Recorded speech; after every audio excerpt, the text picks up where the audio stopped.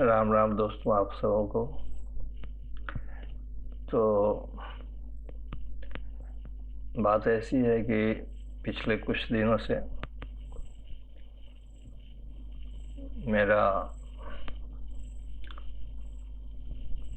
मेरे दिमाग में कुछ क्वेश्चन चल रहे थे और जिसका आंसर मैं रेडीली मेरे पास नहीं था, कुछ डाउट से। तो क्वेश्चन ये था कि जो लोग बोलते हैं कि हमारे हिंदू धर्म में, सनातन धर्म में, हमारे संस्कृति में 33 करोड़ देवी देवता हैं। कई संतों से, कई साधुओं के मुंह से मैंने ये सुना है कि हमारे देवताओं की कमी नहीं है, हमारे पास 33 करोड़ देवी देवता हैं। कुछ लोग बोलते हैं कि 33 करोड़ नहीं है, 33 प्रकार के देवी देवता हैं। तो ये काफ़ी कंफ्यूजिंग था। तो मैंने बहुत सारे YouTube वीडियो देखे क्योंकि अब कोई मैं ना तो उतना बड़ा विद्वान हूँ, ना पंडित हूँ जो शास्त्रों का अध्ययन कर चुका हूँ।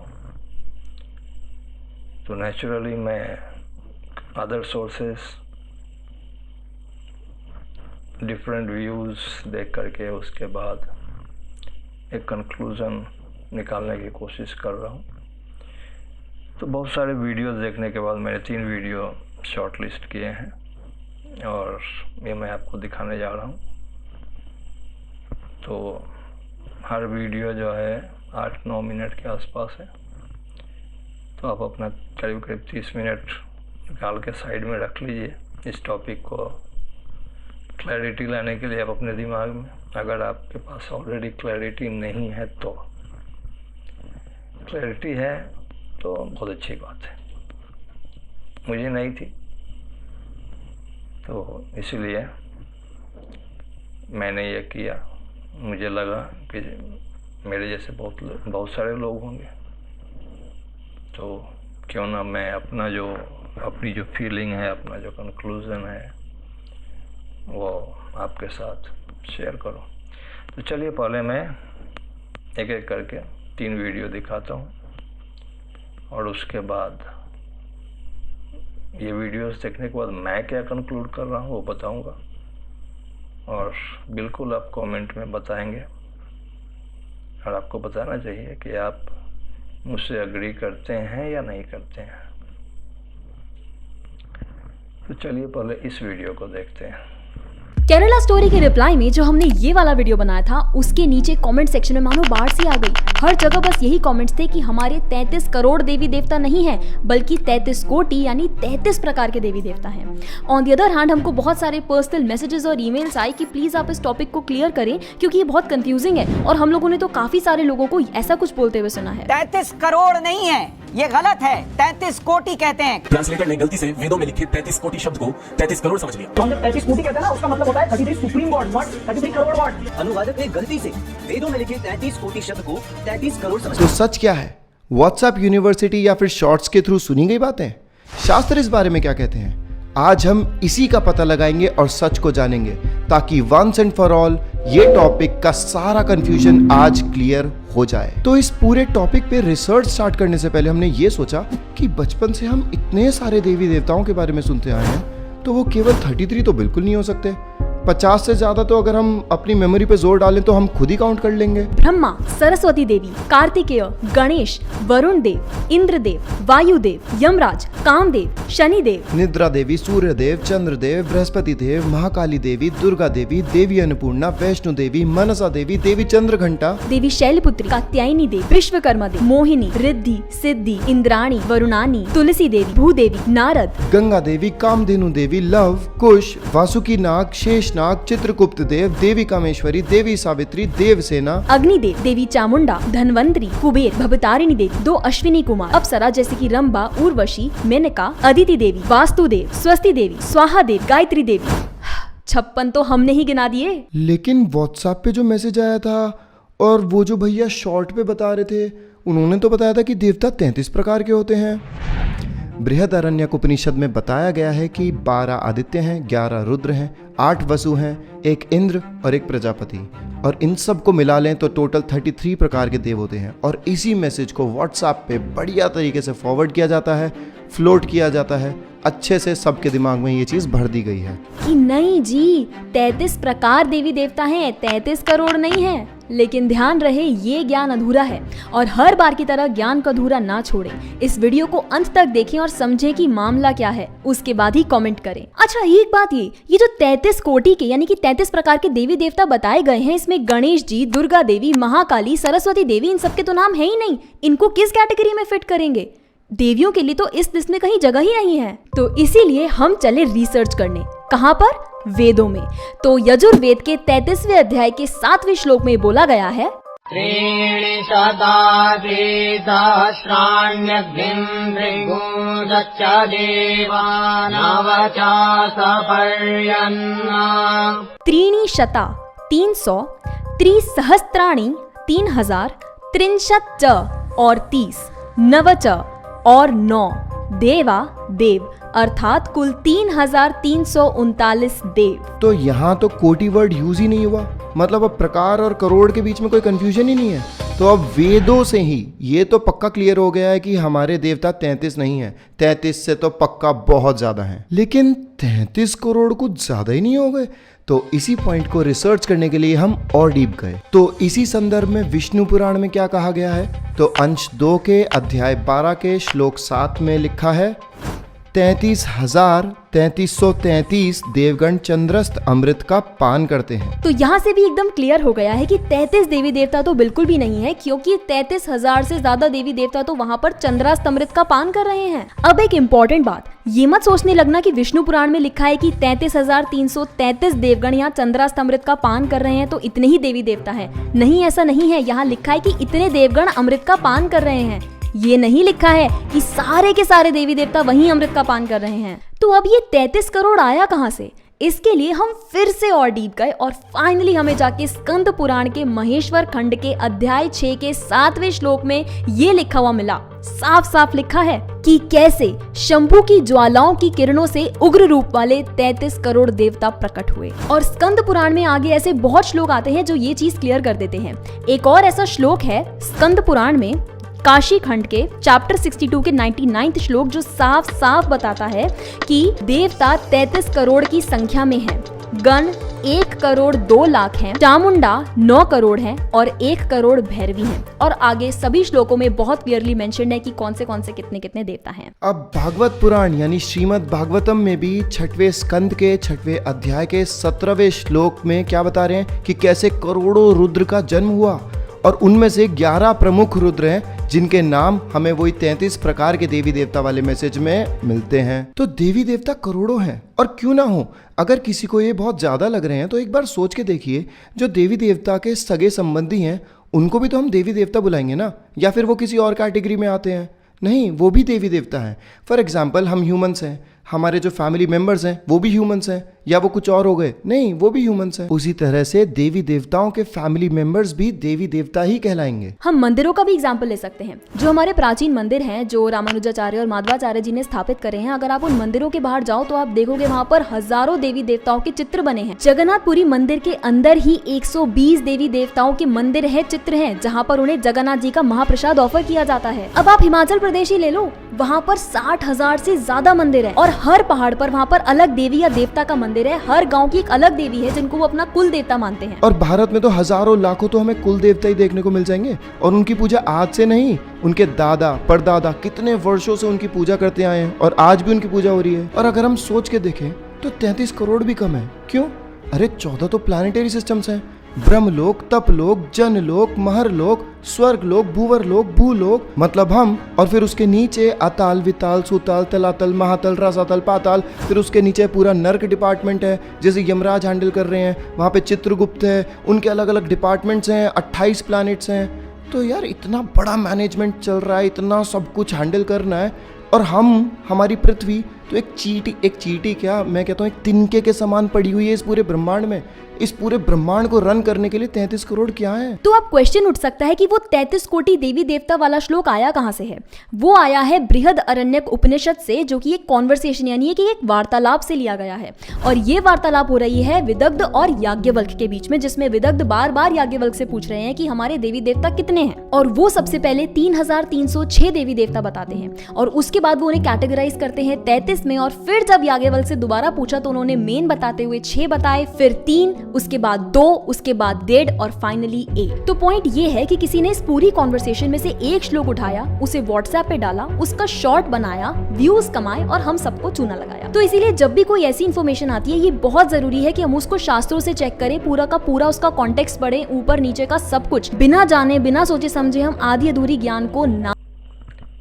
तो ये वीडियो आपने देखा, इसमें ये बहुत एम्फेटिकली बोल रही है कि 33 करोड़ हैं, 33 प्रकार के नहीं हैं देवी देवता हमारे पास। इस पर डिस्कस करेंगे अंत में। लेकिन कुछ चीज़ें इसमें आपने सुनी होंगी, जैसे वैसे भी आपको पता होगा, हम लोग बोलते हैं कुल देवी, कुल देवता, इष्ट देवता, ये सब चीज़ें हम यूज़ करते हैं डेली लाइफ में।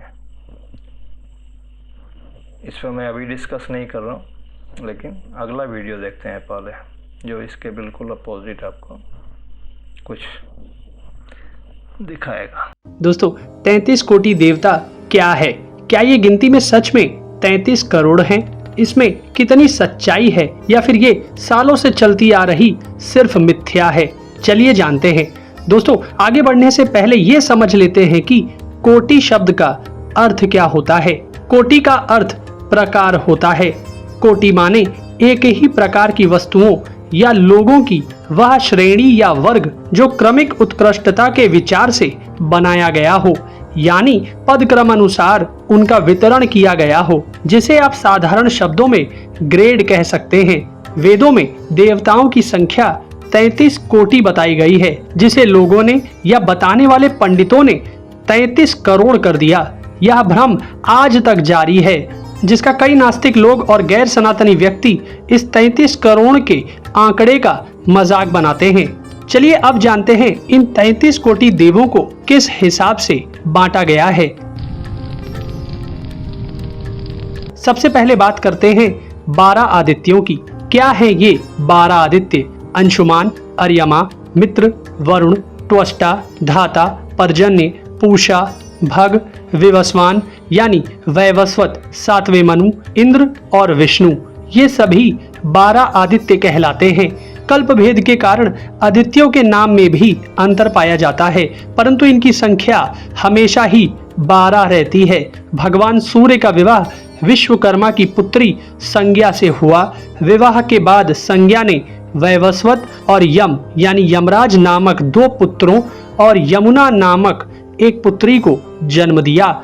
यही विवस्वान यानी सूर्य के पुत्र वैवस्वत मनु कहलाए। पौराणिक संदर्भ में यानी कल्प भेद के कारण सूर्य देव की उत्पत्ति के अनेक प्रसंग प्राप्त होते हैं।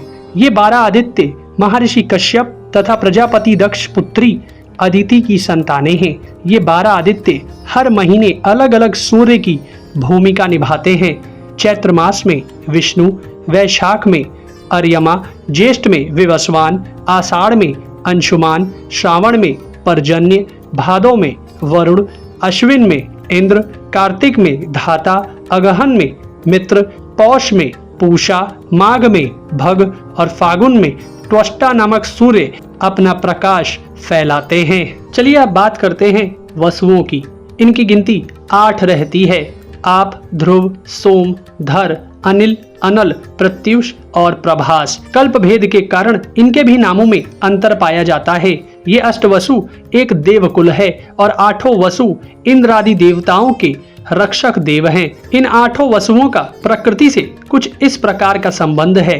धर धरती के देव हैं, अनल अग्नि के देव हैं, अनिल वायु के देव हैं, आप अंतरिक्ष के देव हैं, देवस या प्रभास आकाश के देव हैं, सोम चंद्रमास के देव हैं, ध्रुव नक्षत्रों के देव हैं, प्रत्युष या आदित्य सूर्य के देव हैं।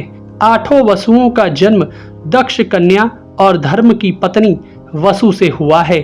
चलिए अब बात करते हैं 11 रुद्रों की। मनु, मन्यु, शिव, महत, ऋतुध्वज, महिनस, उम्रतेरस, काल, वामदेव, भव, धृतध्वज। कल्प भेद के कारण विभिन्न पुराणों में इनके नाम में भी अंतर मिलता है। ये एकादश रुद्र महर्षि कश्यप और सुरभि की संतानें हैं। ये भगवान शंकर के अंश अवतार हैं। दैत्यों का संहार करने के लिए और देवताओं तथा यक्षों का साथ देने के लिए भगवान शंकर कश्यप जी के यहाँ पुत्र रूप से प्रकट हुए थे। ये सुख के आवास स्थान हैं। इन्होंने ही दैत्यों का संहार कर इंद्र को पुनः स्वर्ग का अधिपति बनाया था।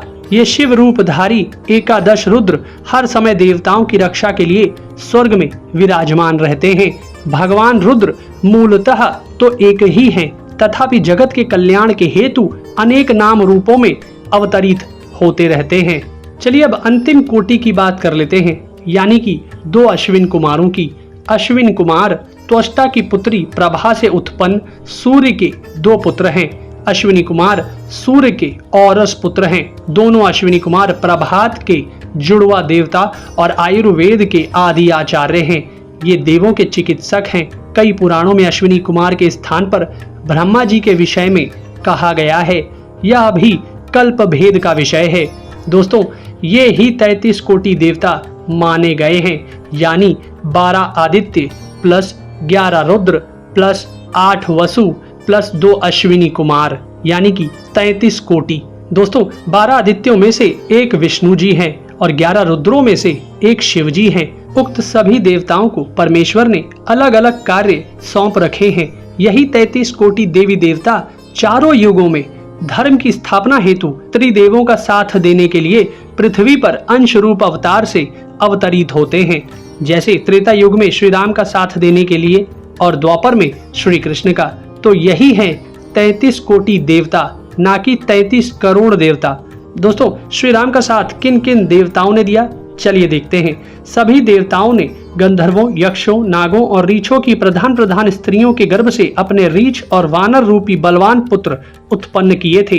देवराज इंद्र ने वानर राज वाली को पुत्र रूप में उत्पन्न किया था। भगवान सूर्य ने वाली के भाई सुग्रीव को जन्म दिया था। बृहस्पति देव जी ने तार नामक एक महाकाय वानर को उत्पन्न किया था। वानर गंधमादन यक्षराज कुबेर का पुत्र था। भगवान विश्वकर्मा ने नल नामक वानर को जन्म दिया था। वानर नील साक्षात अग्निदेव का पुत्र था। अश्विनी कुमारों ने मैंद और द्विद नामक वानरों को जन्म दिया था। वरुण देव ने सुषेण नामक वानर को उत्पन्न किया था। महाबली पर्जन्य ने शरभ नामक वानर को जन्म दिया था। हनुमान जी वायु देवता के औरस पुत्र हैं। चलिए देखते हैं श्री कृष्ण का साथ किन किन देवताओं ने दिया। ब्रह्मा जी की आज्ञा से सभी देवताओं, गंधर्वों और अप्सराओं ने पृथ्वी का भार उतारने के लिए पृथ्वी पर अपने अंश अवतार लिए थे अथवा अपने पुत्रों को उत्पन्न किया था। देवकी और वसुदेव के पुत्र रूप में भगवान विष्णु ने अपना कृष्ण रूपी अंश अवतार लिया था। शेषनाग श्री कृष्ण के बड़े भाई बलदेव के रूप में इस पृथ्वी पर आए थे। देवी लक्ष्मी जी ने रुक्मिणी के रूप में अवतार लिया था। कालनेमी दैत्य ने कंस के रूप में जन्म लिया था। दानवराज विप्रचित्ति ने जरासंध और हिरण्यकश्यपु ने शिशुपाल के रूप में जन्म लिया था। प्रहलाद के छोटे भाइयों संहलाद ने शल्य के रूप में जन्म लिया था। अनुहलाद धृष्टकेतु बनकर पैदा हुआ था। शिबी दैत्य द्रुम राजा के रूप में और बास्कल भगदत्त बनकर पैदा हुआ था। अरिष्टा पुत्र गंधर्व राज हंस धृतराष्ट्र के रूप में पैदा हुए थे और गंधर्व राज हंस के छोटे भाई पांडु के रूप में पैदा हुए थे। सूर्यदेव के अंश धर्म ही विदुर के नाम से प्रसिद्ध हुए। कुंती सिद्धि के अंश से उत्पन्न हुई थी और माद्री का जन्म धृति के अंश से हुआ था। मति के अंश से धृतराष्ट्र की पत्नी गांधारी का जन्म हुआ था। वशिष्ठ ऋषि के श्राप से 8 वसु शांतनु द्वारा देवी गंगा के गर्भ से उत्पन्न हुए थे, जिनमें से सबसे छोटे भीष्म ही जीवित बचे थे। देव नामक वसु ने पितामह भीष्म के रूप में जन्म लिया था। देवताओं के गुरु बृहस्पति जी के अंश से भारद्वाज ऋषि द्वारा गुरु द्रोणाचार्य का जन्म हुआ था। उनके यहाँ महादेव, यम, काल और क्रोध तीनों के अंश से अश्वत्थामा का जन्म हुआ था। रुद्र के एक गण ने कृपाचार्य के रूप में जन्म लिया था और द्वापर युग के अंश से शकुनी का जन्म हुआ था। मरुदगढ़ के अंश से सात्यकी, राजर्षि द्रुपद, कृतवर्मा और विराट का जन्म हुआ था। युधिष्ठिर धर्मराज के अंश थे और भीम वायुदेव के अंश थे। अर्जुन इंद्र के अंश थे और दोनों अश्विनी कुमारों के अंश से माद्री के पुत्र नकुल और सहदेव पैदा हुए थे। द्रुपद के यहाँ हवन कुंड से उत्पन्न हुई द्रौपदी इंद्र की पत्नी इंद्राणी का अंश थी और अग्नि के अंश से धृष्टद्युम्न पैदा हुए थे और एक राक्षस के अंश के साथ अंबा ने शिखंडी के रूप में पुनर्जन्म लिया था। सूर्य के अंश से सूर्यपुत्र कर्ण का जन्म हुआ था और कलयुग ने दुर्योधन के रूप में जन्म लिया था। दुर्योधन के बचे बाकी 100 भाइयों के रूप में पुलस्त्य कुल के राक्षसों ने जन्म लिया था। भगवान श्री कृष्ण और अर्जुन भगवान नर नारायण के अंश अवतार भी थे। चंद्रमा के पुत्र वर्चा ने अर्जुन पुत्र अभिमन्यु के रूप में जन्म लिया था। विश्वदेवगढ़ द्रौपदी के 5 पुत्र प्रतिविंध्य, सुतसोम, श्रुतकीर्ति, शतानिक और श्रुतसेन के रूप में पैदा हुए थे। भीमसेन के पौत्र और घटोत्कच का पुत्र बार्बरिक कुछ कथाओं के अनुसार एक यक्ष थे जिनका पुनर्जन्म एक इंसान के रूप में हुआ था। महाभारत युद्ध के दौरान भगवान श्री कृष्ण वीर बार्बरिक के महान बलिदान से काफी प्रसन्न हुए और वरदान दिया कि कलयुग में तुम श्याम नाम से जाने जाओगे, क्योंकि उस युग में हारे हुए का साथ देने वाला ही श्याम नाम धारण करने में समर्थ है। उनका शीश खाटू नगर वर्तमान राजस्थान राज्य के सीकर जिला में गाड़ा गया है, इसलिए उन्हें खाटू श्याम बाबा कहा जाता है। तो इस वीडियो में कम्प्लीटली कंट्रारी व्यू आपको दिखाई दिया, तो एक और वीडियो में दिखाता हूँ और इसमें ही आपको काफ़ी क्लैरिटी मिल चुकी होगी। फिर भी एक और वीडियो मैंने शॉर्ट लिस्ट किया हुआ है, मैं वो भी दिखाता हूँ और उसके बाद फिर हम इस पर थोड़ा सा 1-1.5 मिनट का कंक्लूजन देंगे।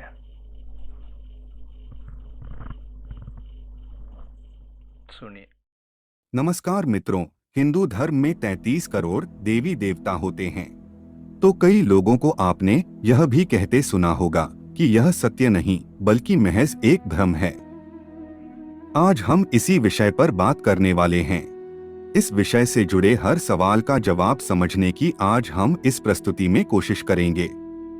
हम यह जानने की कोशिश करेंगे कि क्या सच में 33 करोड़ देवी देवता है, और अगर है तो बड़े से बड़े विद्वानों को उनका नाम क्यों नहीं पता। इन 33 करोड़ देवी देवताओं के नाम का एक साथ कहीं भी जिक्र क्यों नहीं आता, और अगर नहीं है तो हम यह जानने की कोशिश करेंगे कि यह भ्रम फैला कैसे। असल में 33 करोड़ देवी देवता होने की बात वेदों से आई है। वेदों में लिखा हुआ है कि ऐसे 33 कोटि देवी देवता हैं जिनकी पूजा की जानी चाहिए।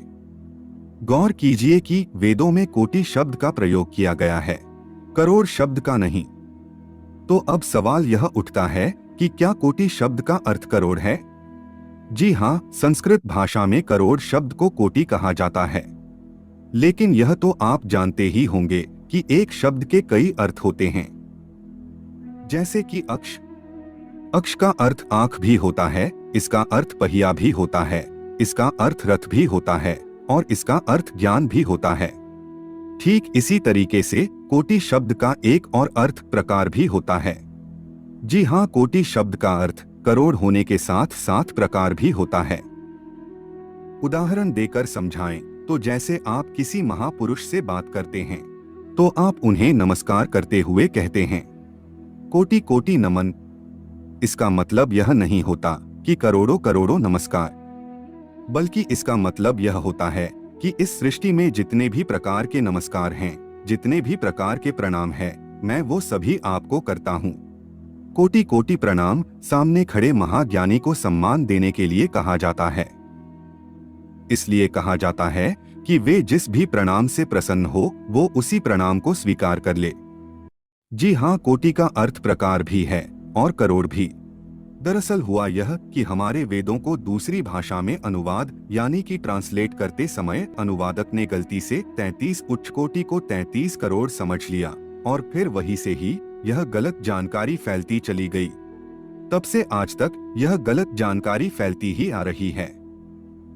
आपको बता दें कि 33 करोड़ नहीं बल्कि 33 उच्च कोटि देवी देवता होने का प्रमाण वेदों व उपनिषदों में भी पाया जाता है। बृहदारण्यकोपनिषद में 33 कोटि से जुड़ा यह प्रश्न याज्ञवल्क्य के प्रश्नावली में पूछा गया है और इसका उत्तर देते हुए 33 उच्च कोटि देवी देवताओं की व्याख्या भी की गई है, जिनमें 8 वसु, 12 आदित्य, 11 रुद्र और 2 अश्विनी कुमार है। 8, 12, 11 और 2 का जोड़ मिलाकर 33 बनता है और यह है 33 उच्च कोटि देवी देवता। वही ऋग्वेद, यजुर्वेद और बाकी उपनिषदों में भी 8 वसु, 12 आदित्य, 11 रुद्र और 2 अश्विनी कुमारों के बारे में विस्तार से समझाया गया है। यही वजह है कि 33 उच्च कोटि देवी देवता के बारे में तो आपको जानकारी मिल जाएगी, लेकिन कहीं भी आपको 33 करोड़ देवी देवताओं का नाम नहीं मिलेगा, क्योंकि 33 करोड़ देवी देवता है ही नहीं। चलिए अब आपको 33 कोटि देवी देवताओं के बारे में भी बताते हैं ताकि आप इस विषय को पूरे तरीके से समझ सके। सबसे पहले बात करते हैं 8 वसु की। वसुवास शब्द से निकला है। वसु यानी कि वसाने वाला। यह वह वसु है जहां आत्मा का वास होता है। यह 8 वसु धरती, जल, अग्नि, वायु, आकाश, सूर्य, चंद्र और नक्षत्र है। 11 रुद्र की बात करें तो यह रुद्र शरीर के अव्यय है। अव्यय यानी कि कभी खत्म ना होने वाला, वो जिसे मिटाया ना जा सके। बता दे कि शरीर में यह 11 अव्यय होते हैं और जब मनुष्य मृत्यु को प्राप्त हो जाता है तो उसके भीतर से यह 11 अव्यय निकल जाते हैं, जिसके बाद उसे मृत मान लिया जाता है। शरीर से निकलने वाले इन 11 अव्यय के यानी कि 11 रुद्र के नाम प्राण, अपान, व्याम, उदान, समान, नाग, कुर्म, कृकल, देवदत्त, धनंजय और इनके अलावा 11वां रुद्र जीवात्मा है। जब शरीर से 11 रुद्र निकल जाते हैं तब सगे संबंधी रोने लगते हैं, इसलिए रुद्र को रुलाने वाला भी कहा जाता है। रुद्र का अर्थ ही रुलाने वाला होता है। 12 आदित्य की बात करें तो आदित्य सूर्य का नाम है और 12 आदित्य समय से जुड़े हैं। भारतीय कैलेंडर सूर्य पर ही आधारित है और समय के 12 महीने 12 आदित्य होते हैं।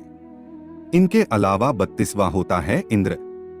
इंद्र यानी कि बिजली या ऊर्जा, और 33वां होता है प्रजापति। यह है 33 उच्च कोटि के देवी देवता। वही इन उच्च कोटि के देवी देवताओं के ऊपर अगर कुछ है तो वह ईश्वर है। जी हाँ, ईश्वर जो कि इन सबसे बड़े हैं, वह इन देवी देवताओं में नहीं आते। ईश्वर को सबसे बड़ी शक्ति कहा जा सकता है। चलिए आपको देवता और ईश्वर में फर्क बताते हैं। देवता यानी कि देने वाला। ईश्वर, भगवान और देवता अलग अलग है। जो भी आपको कुछ देता है, जैसे सूर्यदेव, क्योंकि सूर्यदेव आपको रोशनी देते हैं। जैसे चंद्रदेव, क्योंकि चंद्रमा भी आपको प्रकाश देते हैं। जैसे गुरुदेव, क्योंकि गुरु भी आपको ज्ञान देते हैं। माता पिता को भी देवता ही कहा गया है, क्योंकि वह आपको जन्म देते हैं। इसीलिए जो भी देने वाला है वह देवता कहलाता है। यह 33 उच्च कोटि के देवी देवता भी देने वाले हैं। यह हमें वह सब देते हैं जिनसे सृष्टि पर जीवन संभव हो पा रहा है। जैसे कि वसुओं में धरती, जल, अग्नि और रुद्र में जीवात्मा, इन सब के बिना तो जीवन है ही नहीं। इसलिए यह देने वाले हैं, इसीलिए यह उच्च कोटि के हैं, इसीलिए यह देवता है। लेकिन एक सवाल यह भी उठता है कि यह 33 उच्च कोटि देवी देवता ही क्यों हैं? 32 या 34 क्यों नहीं? ऐसा इसलिए क्योंकि सृष्टि को चलाने के लिए इन उच्च कोटि देवी देवताओं की जरूरत होती है। अगर इन 33 में से एक भी कम हो तो कुछ नहीं बचेगा। इनमें से कोई एक भी कम हुआ तो जीवन संभव है ही नहीं। और 33 उच्च कोटि देवी देवता 34 नहीं है, क्योंकि 34वें देवी देवता की जरूरत ही नहीं है। सृष्टि का संचालन 33 कोटि देवी देवताओं से पूर्ण रूप से संभव है। बता दें कि इन 33 कोटि देवी देवताओं में सिर्फ 2 ही ऐसे होते हैं जिनमें चेतना होती है। बाकी 31 को प्राकृतिक शक्तियां कहा जा सकता है। 8 वसु जिनमें जल, अग्नि, धरती यह सब आते हैं, यह भी प्राकृतिक शक्तियां हैं। 12 आदित्य जो समय से जुड़े हुए हैं, यह भी प्राकृतिक शक्तियां हैं। और 11 रुद्र यानी कि 10 प्राण और 1 जीवात्मा, यह भी प्राकृतिक शक्ति है। इसके अलावा बाकी 2 अश्वनी कुमार, इंद्र और प्रजापति, इनमें चेतना भी होती है और प्राण भी। प्राकृतिक शक्तियों के अलावा इन्हें चेतन भी कहा जा सकता है। हमारा मतलब है वो जिनकी 5 इंद्रियां सक्रिय हो। उम्मीद करते हैं कि अब आपको 33 कोटि देवी देवता इसका अर्थ पूर्ण रूप से समझ आ गया होगा। मित्रों, आपको तो दोस्तों, आपने तीनों वीडियो देखा, आपको अब बहुत क्लैरिटी आ चुकी होगी कि सच क्या है। हमारे ग्रंथों में जो कोटि शब्द का प्रयोग किया गया है वो एक्चुअली मेरी समझ से, 3 वीडियो क्या मैंने बहुत सारे देखे, तो मेरी समझ से ये 33 प्रकार हैं, उच्च प्रकार के देवी देवता हैं। अब ये 33 करोड़ क्या, उससे बहुत ज़्यादा हो सकते हैं। संख्या में अगर काउंट करें तो बहुत ज़्यादा हो सकते हैं, क्योंकि जितने कुल हैं सबके कुल देवता हैं। ठीक है, आप माता पिता को भी देवता मानते हैं, गुरु को भी देवता मानते हैं, सब जो भी आपको देता है वो सब देवता है। तो उस हिसाब से देखें तो 33 करोड़ कुछ भी नहीं है, वो असंख्य, क्योंकि लोग आते हैं, जन्म लेते हैं, मरते हैं, सब देवी जो भी आपको देता है वो देवी देवता है। ठीक है, तो काउंट तो नहीं हो सकता। ये प्रकार हैं उच्च प्रकार के। ये देवी देवता ऐसे हैं जैसे सूर्य है,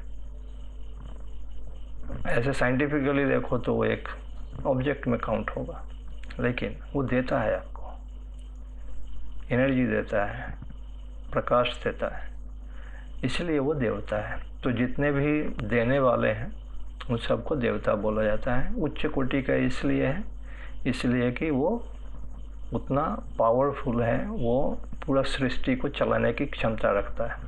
ठीक है, ईश्वर एक ही है जिसको महाविष्णु बोलते हैं। महाविष्णु से ही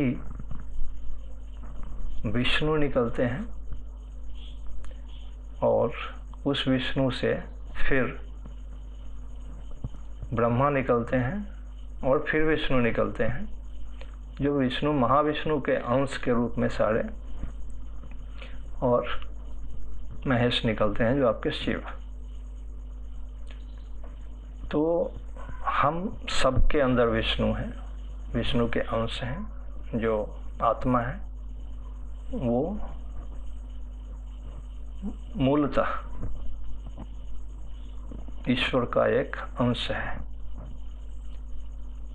ईश्वर के अंश ही सारे हैं। तो यहाँ पर जो ईश्वर है, जो सोर्स, वो एक ही है जिसका नाम महाविष्णु। महाविष्णु कभी अवतार नहीं लेते, उनके अंश के रूप में विष्णु होते हैं जो अवतार लेते हैं, और उसी विष्णु के अंश में सारे प्राणी आते हैं। सबके अंदर विष्णु है, जितने भी जीवात्मा हैं, कीड़े मकोड़े से लेकर के हर चीज़ इस संसार में, कुछ भी जो भी है कण कण में, सब में विष्णु है, सब में भगवान है। भगवान एक ही है। देवता 33 प्रकार के हैं जो उच्च कोटि वाले देवी देवता हैं, जो सबको देते हैं। आपके माता पिता जो हैं वो सिर्फ आपको देते हैं। ये सब निम्न कोटि के देवी देवता हैं, जो वो स्पेसिफिक है। कुल देवता है, वो आपके कुल के लिए है। ठीक है, इष्ट देवता एक अलग चीज़ है, क्योंकि वो उच्च कोटि के देवता हैं। लेकिन देखिए, उच्च कोटि निकल जा रहा है ना, कोटि मतलब प्रकार।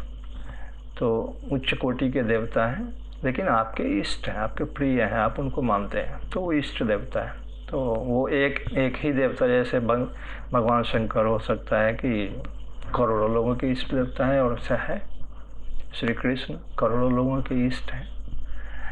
तो इष्ट से कुछ रिलेट नहीं कर सकते, वो पर्सनल प्रेफरेंस है, उतना ही है।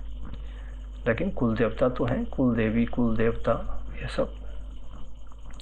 तो संख्या इम्पोर्टेंट है ही नहीं यहाँ पर।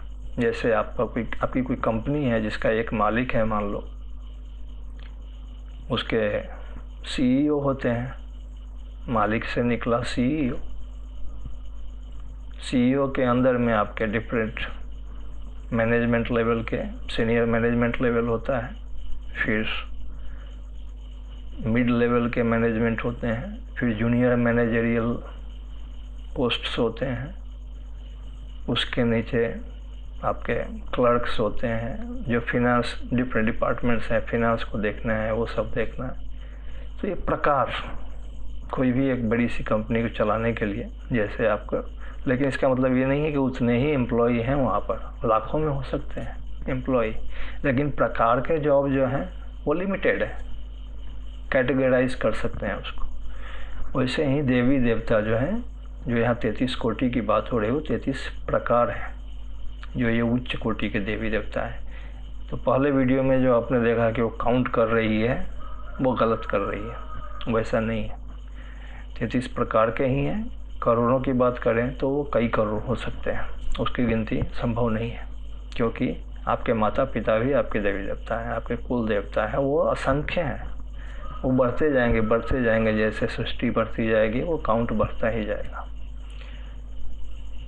तो आप क्या सोचते हैं इसमें, मेरी बात से एग्री करते हैं, नहीं करते हैं? आप कमेंट में ज़रूर लिखिए, बताइए अपनी फीलिंग्स, अपने विचार। और फिर मिलते हैं किसी और इंटरेस्टिंग वीडियो में। तब तक के लिए आप सबों को जय श्री राम, हर हर महादेव, और भारत हिंदू राष्ट्र की जय। लाइक, सब्सक्राइब और साथ में शेयर कर लीजिए प्लीज़, क्योंकि हमारे सब्सक्राइबर्स अभी बहुत कम हैं। सब्सक्राइबर्स की ज़रूरत है चैनल को सक्सेसफुल बनाने के लिए। चलो मिलते हैं अगले वीडियो में।